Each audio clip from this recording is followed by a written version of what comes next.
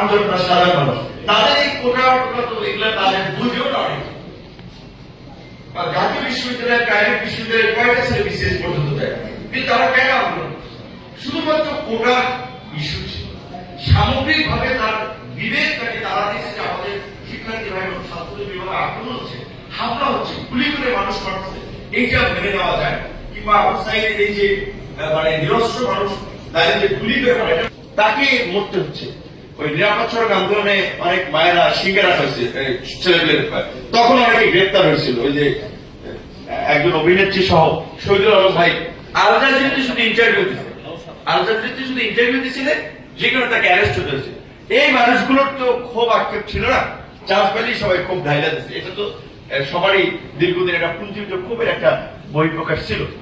এখন আমাদের দীর্ঘদিনের এখন খুবই একটা উদ্ভর সময় রাজনীতি সংগঠনে, বিশেষ করে আমাদের ছাত্র যুব শ্রমিক অধিকার পরিষদের সবার জন্য।